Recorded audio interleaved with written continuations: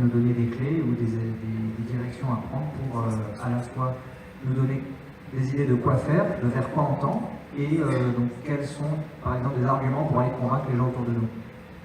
Moi, je pense que le diagnostic en soi permet une désolidarisation de facto. C'est-à-dire que celui qui lit Crépuscule, finit de lire Crépuscule et continue à y croire, et continue à se dire qu'en fait une participation à un système constant va pouvoir provoquer en fait un changement démocratique, je veux bien qu'on me le présente et qu'il m'explique et qu'il me donne des arguments qui aillent dans son sens. Ça, c'est la première chose.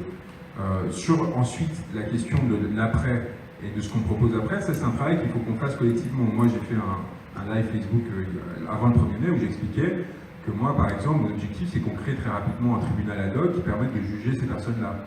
Des personnes comme Édouard Philippe ou Castaner, d'une part pour les violences qu'ils auront commises contre leur propre population, leur utilisation politique de la police, et d'autre part pour tous les faits de corruption, que ce soit justement les privatisations diverses, mais aussi les affaires comme les affaires Areva, qui ont pillé les ressources de ce pays à leur seul profit, et qui sont aujourd'hui impossibles à poursuivre à droit constant.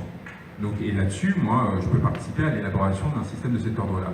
Par ailleurs, il faut évidemment penser à l'élaboration d'une constituante, la création de comment est-ce qu'on, par quel mécanisme on mettrait en place de nouvelles institutions avec une forme d'élection à la proportionnelle, etc. Après, il y a la question évidemment de la réforme des médias. Comment est-ce qu'on fait pour sortir les médias de ce système oligarchique et redonner à la population la possibilité de s'informer de façon pluraliste et non plus orientée selon des intérêts privés. Est-ce que c'est par une souscription nationale? Est-ce que c'est par l'entrée au capital des journalistes? Et ainsi de suite. Ensuite, il y a... Donc en fait, vous commencez à... Mais ça, c'est un travail qu'il faut que vous fassiez vous-même de ressaisine, parce que sinon, vous me remettez en position de porter des propositions politiques, ce qui n'est pas du tout mon objectif aujourd'hui. Moi, j'essaie de donner des clés d'émancipation pour vous décider sur les systèmes de croyances qu'on vous impliquez, qui font que visiblement, et j'ai la remarque à chaque fois, donc c'est pas, je comprends parfaitement que vous me la fassiez, pas sur le fait que nous sommes dans des élections, ça c'est un peu petit, mais sur le fait que l'abstention soit la bonne ou la mauvaise solution, c'est vous aider en fait à vous décider par rapport aux mécaniques qui président à l'élaboration du politique aujourd'hui, et essayer de réfléchir en dehors du système. Au lieu d'essayer de peser à l'intérieur du système dans un combat que vous perdrez nécessairement, parce que vous n'avez pas les puissances de l'argent suffisantes, vous n'avez plus les outils comme on pouvait les avoir jusqu'à il y a 30 ans, c'est-à-dire une presse suffisamment pluraliste pour essayer de faire pression sur les hommes politiques divers et variés, il faut que vous commenciez à vous projeter dans l'après, et dans une autre forme de système politique, tout simplement, qui permettra ensuite d'élaborer des politiques fiscales, écologiques, beaucoup plus justes, et qui permettra justement de préparer une nouvelle société. Voilà. Moi, je peux en fait que vous inciter à prendre ce chemin, à vous organiser, à vous rencontrer pour essayer de provoquer cette bascule. Et évidemment, je m'en tiens pas là, c'est-à-dire que moi j'ai une action au sein des Gilets jaunes, en tant que citoyen, j'étais les cortèges de tête le 1er mai, j'y reviendrai à chaque fois, qui vise à mettre en parole cette action et à montrer l'exemple, et à montrer que à tous les niveaux, il y a des personnes qui s'engagent, qui sont prêtes à prendre des risques pour engranger cette bascule et pour préparer l'après, avec l'idée aussi de commencer à construire des espaces qui permettent justement de constituer des comités à l'échelle locale qui soient prêtes, une fois que cette bascule interviendra, à s'assurer que le pouvoir ne tombera pas entre des mains intéressées, factieuses, vicieuses, mais restera justement au sein de la population et permettra d'adopter très rapidement des choses qui sont déjà portées par les Gilets jaunes. Hein. Le référendum d'initiative citoyenne, c'est le meilleur outil de contrôle qui puisse exister vis-à-vis des gouvernants. C'est-à-dire que c'est non seulement l'idée de reprendre la parole, non plus en la déléguant comme c'était le cas depuis la Révolution française, mais vraiment en propre, c'est à n'importe quel moment où vous sentez que vous avez le besoin de vous exprimer, vous pourrez le faire sur tel ou tel sujet, mais en plus, évidemment, créer un contrôle social extrêmement fort sur les dirigeants qui, à tout moment, vivront sous la menace que puisse être activé un référendum contre eux, que ce soit un référendum d'initiative citoyenne ou un mandat révocatoire. Donc en fait, ce simple fait va changer tout simplement la nature du politique. Il va faire que, alors qu'ils étaient dominants et vous contrôlez, en quelque sorte, vous aurez à nouveau le contrôle sur ces personnes-là, sans avoir à attendre toutes les X années, sans avoir à dépendre de l'offre politique. En fait, c'est vous qui ferez votre offre politique. Et vous n'aurez plus, justement, aux européennes à aller choisir entre X le nombre de listes, tout en étant en accord seulement partiel avec celle que vous choisirez, et à dépendre de l'intégrité des personnes que vous aurez élues pour décider en votre nom. Et comment est-ce qu'on produit la bascule? Tout simplement, organisez-vous pour prendre des préfectures et vraiment, enfin, c'est aussi bête que ça. Et donc je dis, Là, ça semble complètement délirant. On est 200 aujourd'hui dans cette salle. On était 200 il y a une heure à Strasbourg. On était, je sais pas, on était 750 à Marseille la semaine dernière, 400 à Montpellier, ainsi de suite. Je tiens le même discours à chaque fois. Pour peu qu'il y en ait 20 à chaque fois qui se disent bon bah ouais, pourquoi pas, qui commencent à essayer de trouver des personnes qui sont aussi courageuses à leur niveau, au moment où il y aura une mobilisation suffisamment massive de l'ensemble de la société, et tenez-vous prêts, quoi. Tenez-vous prêts pour un moment provoquer justement cet effondrement. Et de l'autre côté, organisez-vous à l'échelle citoyenne pour vous assurer encore une fois que ça ne sera pas récupéré par un pouvoir d'extrême droite, par un pouvoir autoritaire issu des généraux et compagnie. C'est-à-dire organisez-vous pour que si révolution il y a dans ce pays, ce soit vous qui l'ayez provoqué, et pas une révolution de palais au sein du petit Paris qui finira par reproduire le même en prétendant que c'était autre chose. Et donc ça demande beaucoup de temps et d'abnégation.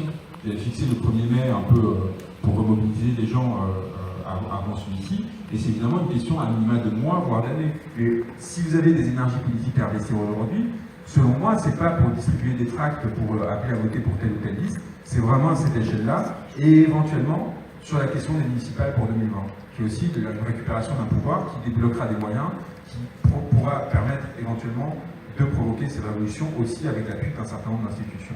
Voilà, après, c'est juste des pistes. Hein. Si vous sentez, à partir du diagnostic qui est fait dans Crépuscule, qu'il y a d'autres orientations politiques, si vous pensez que François Ruffin est la meilleure option pour 2022, vous croyez sincèrement qu'il a une chance face aux forces que je viens de vous mettre en présence ou autres, engagez-vous là-dedans. Moi, je ne suis pas un maître à penser, je ne suis pas là pour vous dire c'est cette solution et c'est tout. Je peux vous donner mon point de vue intellectuellement parlant, raisonner à partir de ce que je sais de l'intérieur, mais je ne suis surtout pas là pour vous censurer et vous expliquer que vous faites n'importe quoi, que vous avez tort de faire ci ou ça. Et je comprends parfaitement qu'il y ait des personnes qui soient complètement en désaccord avec moi. Mais je pense qu'ils ont tort de penser que ce serait par les européennes qu'on pourrait provoquer une quelconque bascule. Ou même qu'on pourrait provoquer un rapport de force avec la Macronie qui n'a strictement rien à faire des européennes. On essaie de vous faire croire. Toutes les forces opposées à la Macronie tentent de vous faire croire que Macron est obsédé par les européennes. Un, il n'aurait pas nommé Nathalie Loiseau à la tête de liste aux européennes si c'était le cas, pardon. Et deux, il a 380 députés, des ressources quasi limitées déjà pour faire sa politique. C'est pas avoir 20 ou 25 députés au Parlement européen qui changera quoi que ce soit pour lui. Bonsoir M. Branco, merci de m'accorder la parole ce soir. Je voulais poser une question sur un tweet que vous avez posté il y a quelques jours, où vous disiez que le 1er mai, vous êtes... Ah. C'est ça, prêt. Ah. Donc il y a quelques jours, vous postiez un tweet sur Édouard Philippe, où vous annonciez qu'à J+1, il sera en cellule, J+2 inculpé, et de J+3 à J+100, on lui laisse le temps de faire sa défense. Où on l'a fait? Dès le moment que, justement, que cette bascule aura lieu, moi je me charge, si vous voulez bien m'octroyer cette confiance, de devenir le procureur de la nation, de la République, en charge spécialement de ces gens-là, quoi. Et de les foutre en prison, c'est ce que je voulais dire. Dès le moment qu'on provoquera cette bascule, et je pense que cette bascule devra commencer par là, je vous parle des préfectures en province. À Paris, pourquoi est-ce que c'est pas si illusoire que ça? Il y a des lieux, en fait, à Paris de pouvoir, qui ne sont pas du tout protégés. Je pense notamment au palais de justice, comme par hasard. C'est-à-dire que le palais de justice de l'île de la Cité, qui a été en fait largement déménagé à Batignolles, dans un nouveau bâtiment construit par Bouygues pour 3,5 milliards, évidemment, un cadeau de Sarkozy à l'époque, un bâtiment qui est franchement détestable. Ils ont laissé du coup évider le palais de justice à Paris, de la même façon qu'ils avaient laissé la Bastille évidée à un moment. Voilà. À un moment, on est avec une avant-garde, et c'est pour ça que je ne suis pas du tout d'accord avec ceux qui sont critiques avec les Black Blocs, même si je serais ravi d'avoir une discussion avec vous. C'est des personnes qui sont prêtes à risquer un peu plus que les autres pour essayer de provoquer une bascule révolutionnaire, tout simplement parce qu'ils ont bien compris qu'à système constant, on n'obtiendrait rien. Et Macron ne cesse de nous le montrer semaine après semaine. Et donc, dès le moment qu'on est dans cette optique-là, on a une avant-garde qui est capable de prendre plus de risques que d'autres. Profitons-en et donnons-lui des objectifs.